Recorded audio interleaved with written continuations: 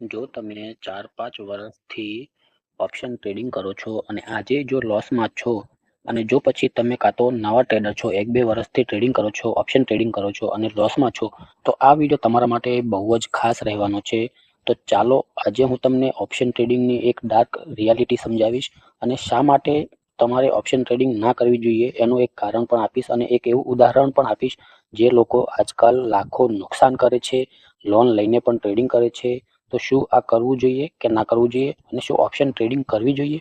તો ચાલો આજ આપણું ટોપિક રહેશે અને તમે આજ સુધી કેટલું લોસ કર્યું છે એ મને કમેન્ટ કરીને જરૂરથી જણાવજો. અને તમે લોકો યુટ્યુબમાં અને ઇન્સ્ટાગ્રામમાં ફક્ત પ્રોફિટના વિડીયો જોઈને બહુ જ તમે એમાંથી ઓપ્શન ટ્રેડિંગ ઘણા લોકોએ સ્ટાર્ટ કરી દીધી છે. તો એ ભૂલ પણ તમારી જ છે, કારણ કે એ લોકો તમને જૂઠા સ્ક્રીનશોટ અને સ્ક્રીન રેકોર્ડિંગ પ્રોફિટના બતાવીને તમને ત્યાં મોહિત કર્યા છે કે તમે પણ ઓપ્શન ટ્રેડિંગ કરો, અમે તો લોકો લાખો રૂપિયા કમાઈ રહ્યા છીએ ઓપ્શન ટ્રેડિંગથી. પણ એ સરેસર ખોટું છે. જો એવી રીતના જ ઓપ્શન ટ્રેડિંગમાં ડબલ કે ટ્રિપલ બનતા હોત તો સૌથી પહેલાં તો એ વાત માની લેજો તો કે બેંકવાળા છે એ તમને 8% ને 9% વ્યાજે કેમ આપોત? એ જ લોકો કાં તો પછી જે મોટા બિઝનેસમેન છે, રિલાયન્સ છે, ટાટા છે, બિરલા છે, આ લોકો પણ કોઈ સારો ટ્રેડર હાયર કરીને ઓપ્શન ટ્રેડિંગમાં રોજના ડબલ ના કરી શકે?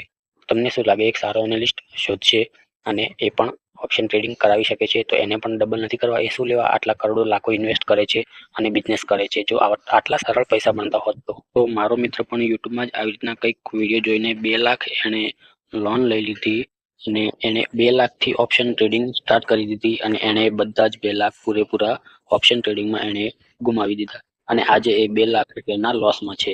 એણે બસ એટલી જ ભૂલ કરી કે એણે યુટ્યુબમાં અને ઇન્સ્ટાગ્રામમાં આવા ફેક વિડીયો જોઈ લીધા જે લાખો કરોડોના પ્રોફિટ બતાવ્યા છે, જે કે સાચા નથી, ફેક સ્ક્રીન રેકોર્ડિંગ છે અને ફેક સ્ક્રીનશોટના ફોટો છે. બસ બીજું કંઈ જ નથી આમાં.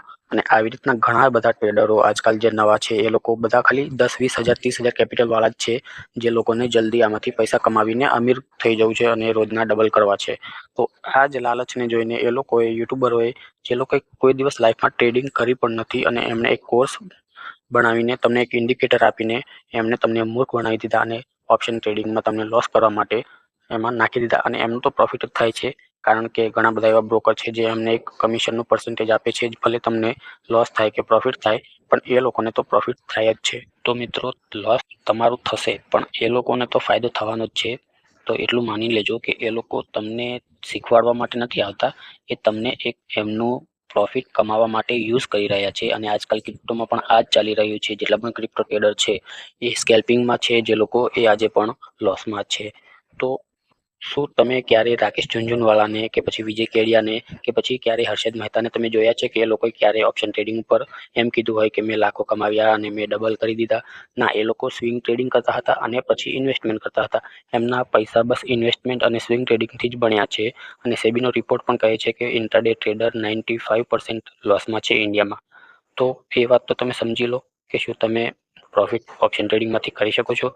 તો મિત્રો, વિડીયો બસ બનાવવાનું આટલું જ મારું મકસદ હતું કે મારા ફ્રેન્ડે લોન લઈને 2 લાખ રૂપિયા લઈને ઓપ્શન ટ્રેડિંગ કરી દીધી અને બધા જ પૈસા એણે ગુમાવી દીધા. તો આ ભૂલો તમે ક્યારે ના કરો.